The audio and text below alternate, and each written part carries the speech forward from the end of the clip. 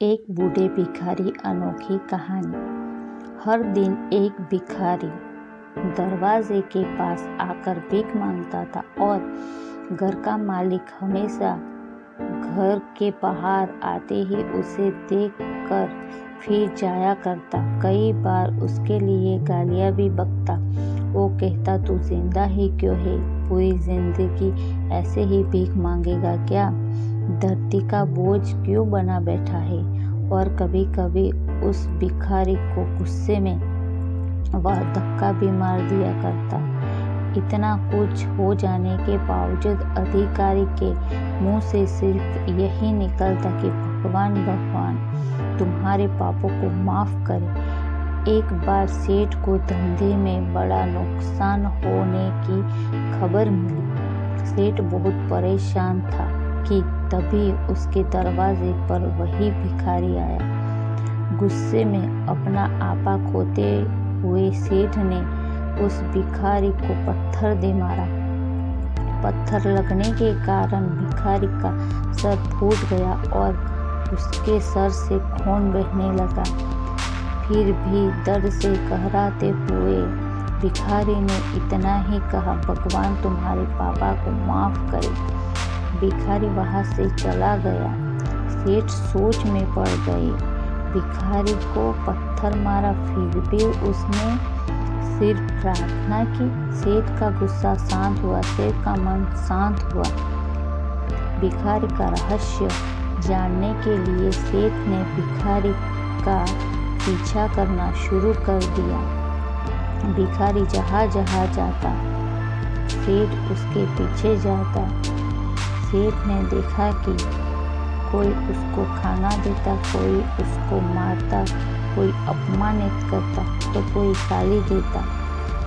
लोग भिखारी के साथ चाहे जैसा व्यवहार करते, लेकिन भिखारी सबके लिए एक ही प्रार्थना करता, भगवान तुम्हारे पाप माफ करे। अब रात होने को आई थी।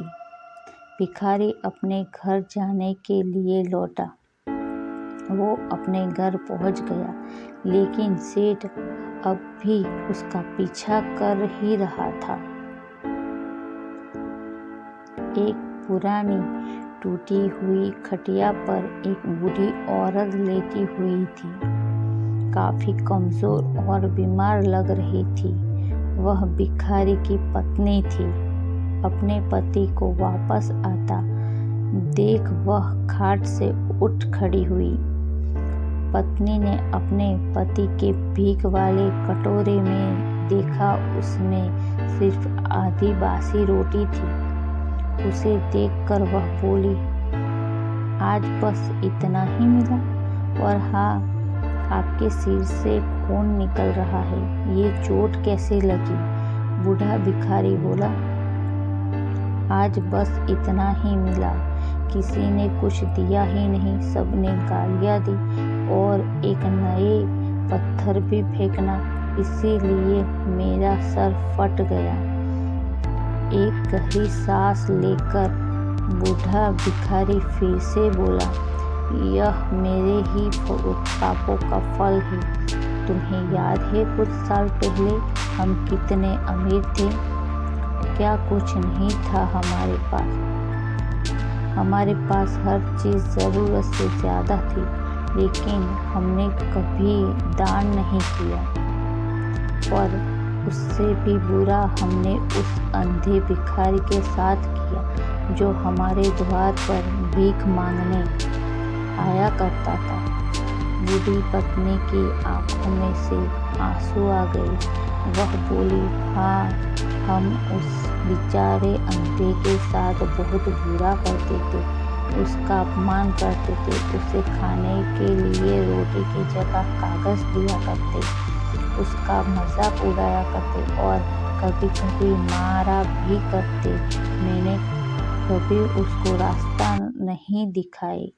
एक बार मैंने उसके मुंह पर मिट्टी भी फेंकी थी और वह हमेशा दुखी होकर यही कहता कि भगवान तुम्हें तुम्हारे किए की सज़ा देगा, भगवान तुम्हारे पापों की सज़ा ज़रूर देगा। उसका श्राप सच हुआ और हम इस दुख भरी जिंदगी में आ गए। भिखारी बोला, हाँ, उसका श्राप सच हुआ, इसीलिए मैं किसी को बद्दुआ नहीं देता। चाहे कोई मेरे साथ कैसा भी बर्ताव करे, मैं हमेशा उसके लिए प्रार्थना करता हूँ। मैं नहीं चाहता कि कोई भी हमारे जैसी जिंदगी का अनुभव करे, किसी को भी हमारे जैसे दुखों का सामना करना पड़े।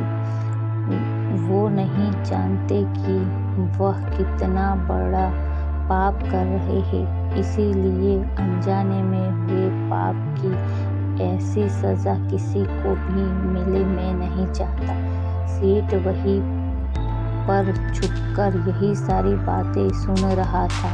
अब उसे सब कुछ समझ में आ गया था। भिखारी और उसकी पत्नी ने वह आधी रोटी मिल बांट कर खाए और भगवान को धन्यवाद बोलकर सो गए। अगले दिन बड़ा भिखारी फिर से भीख मांगने गया। सेठ के घर के पास जाते ही सेठ ने पहले से गरम रोटियां उसके लिए निकाल कर रखी थी। उसे देते हुए सेठ विनम्रता से बोला, माफ कर दीजिए बाबा, उसे बहुत बड़ी गलती हो गई। बूढ़ा भिखारी बोला, भगवान तेरा भला करे। इतना कहकर वह आगे निकल गया। इस कहानी से जो सीख लेने लायक है वह बड़ी ही सिंपल है कि आदमी चाहे किसी के बारे में बुरा कहे या भला कहे, लेकिन भगवान सिर्फ कर्म के हिसाब से उसको फल देता है। क्या हुआ अगर भगवान नहीं देखता है, लेकिन यह बात बिल्कुल सच है, उसके खाते में सब का हिसाब बहुत बहुत पक्का होता है। इसलिए जब के लिए कुछ भी करे तो अच्छा ही करे। मेरे चैनल को सब्सक्राइब करना भूले और लाइक कमेंट जरूर करें। धन्यवाद।